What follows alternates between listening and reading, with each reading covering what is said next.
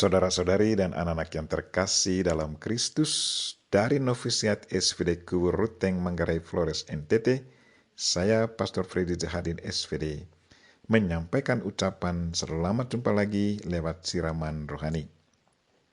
Hari ini, Kamis 13 Oktober 2022. Injil hari ini diambil dari Lukas, bab 11 ayat 47 sampai 54. Kita diingatkan untuk menjadi kunci pengetahuan bagi sesama agar mereka boleh alami kebahagiaan dan keselamatan hidup. Marilah kita berdoa memohon penerangan Roh Kudus. Dalam nama Bapa dan Putra dan Roh Kudus. Amin.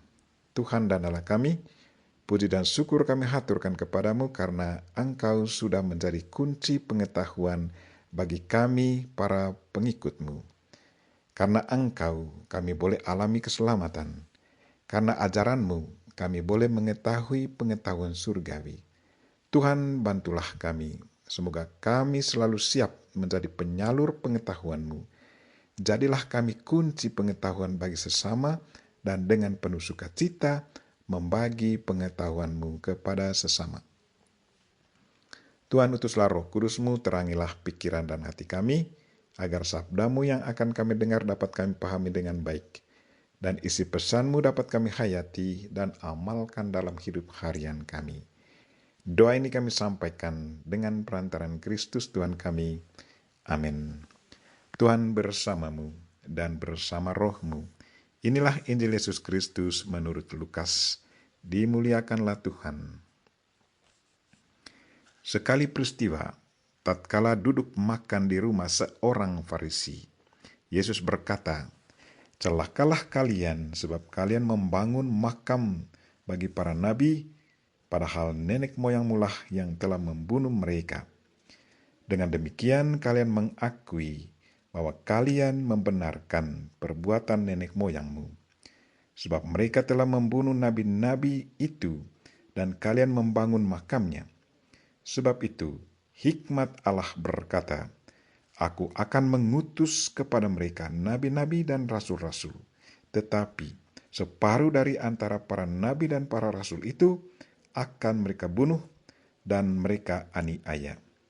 Maka dari angkatan ini akan dituntut darah semua nabi yang telah tertumpah sejak dunia dijadikan. Mulai dari darah Habel sampai kepada darah Zakaria yang telah dibunuh di antara mezbah dan rumah Allah. Bahkan aku berkata kepadamu, semuanya itu akan dituntut dari angkatan ini.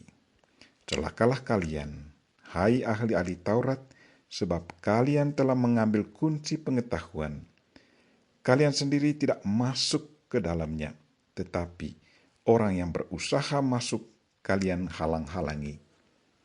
Dan setelah Yesus berangkat dari tempat itu, para ahli Taurat dan orang Farisi terus-menerus mengintai dan membanjirinya dengan rupa-rupa soal.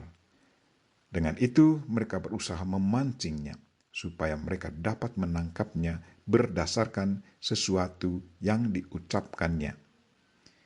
Demikianlah sabda Tuhan.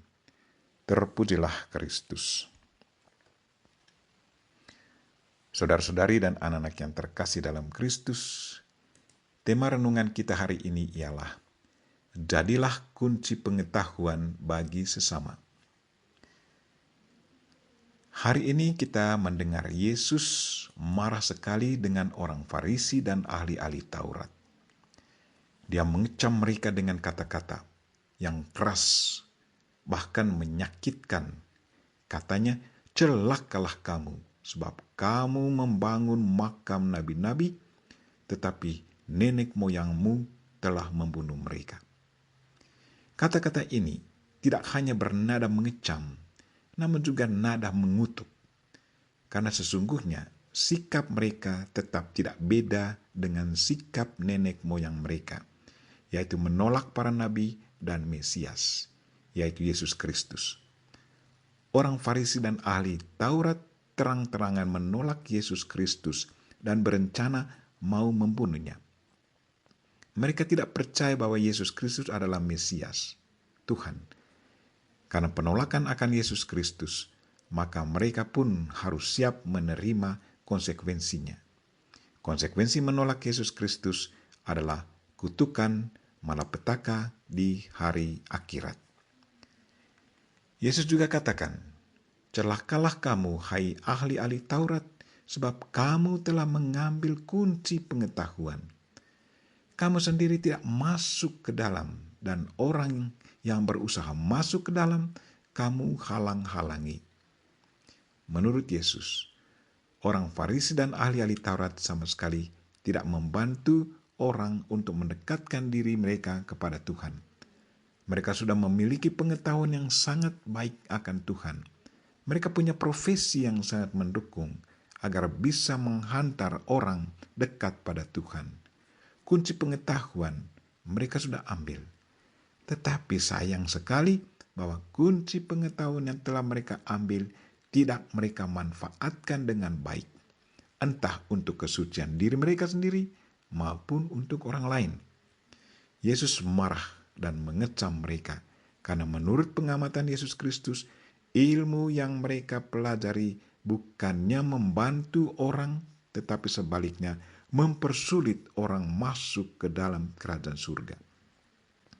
Tingkah laku mereka ini sudah mendatangkan malapetaka bagi diri mereka sendiri dan bagi orang yang mengikuti ajaran mereka. Saudara-saudari dan anak-anak yang terkasih dalam Kristus, pada suatu kesempatan saya mengikuti pertemuan di kota Roma. Beberapa pembicara waktu itu datang dari Vatikan. Satu topik yang dibahas pada waktu itu adalah hendaklah ilmu yang diajar kepada para seminaris sudah menjadi bagian dari spiritualitas para pengajarnya. Kalau mengajar teologi, hendaklah ilmu yang diajar itu sudah menjadi bagian dari spiritualitas pengajarnya, bukan hanya mentransferkan ilmunya, sementara isinya tidak dihayati dan diamalkan dalam hidup. Pengajar harus menjadi saksi dari ilmu yang diajarkannya. Ini satu tantangan bagi para dosen atau para guru. Mengajar apa yang diimani dan hayati apa yang diajarkan. Kalau kita sanggup menjalankan hal itu berarti kita sudah menjadi kunci pengetahuan bagi sesama dan bisa membantu sesama untuk semakin dekat dengan Tuhan. Bagaimana dengan kita? Apakah kita sudah menjadi kunci pengetahuan iman bagi sesama? Bagaimana penghayatan dan pengamalan iman kita? Kita berdoa semoga Tuhan membantu kita agar kita bisa menjadi kunci dan penyalur pengetahuan Tuhan kepada sesama, sehingga dengan demikian semakin banyak orang mengetahui dan mengenal Dia. Kita mohon Bunda Maria untuk mendoakan kita. Amin. Marilah kita mohon berkat Tuhan. Tuhan bersamamu dan bersama rohmu. Semoga saudara sekalian dan mereka yang kita doakan pada hari ini secara khusus mereka yang sakit dan segala aktivitas kita sepanjang hari ini diberkati oleh Allah yang Maha Kuasa, Bapa dan Putra dan Roh Kudus. Amin. Terima kasih sudah nonton.